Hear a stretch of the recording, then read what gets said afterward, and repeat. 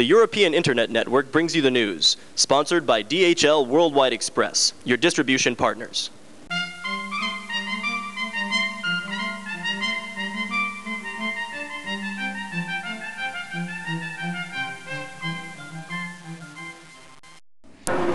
Hello and welcome to Inside China Today. I'm Marguerite Howell, and here's some of the stories we're following for Monday, June 1st. The U.S. National Security Advisor arrives in Beijing for talks. China says it does not expect a fourth communique concerning Taiwan to emerge from the upcoming summit.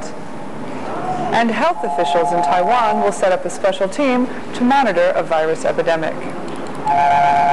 U.S. National Security Advisor Samuel Berger is in Beijing until Wednesday for talks with Chinese officials ahead of a summit between Chinese President Jiang Zemin and his American counterpart Bill Clinton.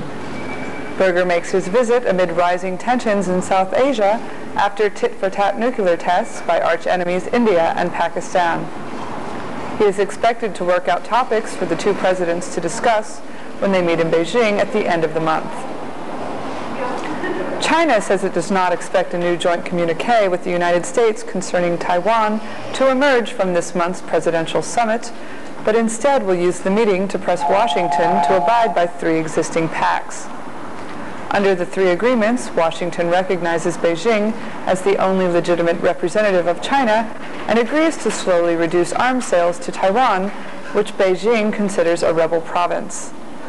Officials in Taiwan had expressed worry that the upcoming summit would be a chance for Washington to change its policy to the detriment of Taiwan's security. Organizers say about 2,700 people attended a march in Hong Kong on Sunday, held to commemorate the 9th anniversary of the Tiananmen Square massacre. The march was the first held in the territory since it was handed back to Chinese rule last summer. Human rights groups plan to go ahead with an annual candlelight vigil on June 4th to remember those who died. Meanwhile, a Hong Kong-based human rights group says 21 dissidents have sent an open letter to Beijing urging the government to apologize for the 1989 massacre.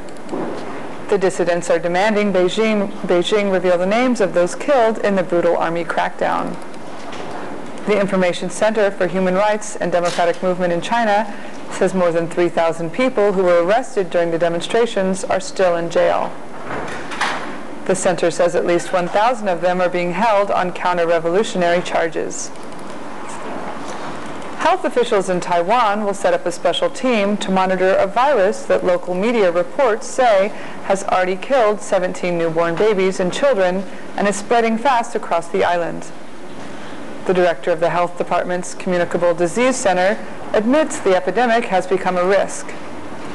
Quoting a pediatrics professor, the mass-selling United Daily News reported on Saturday that up to 600,000 infants and children could be infected by the virus by the fall.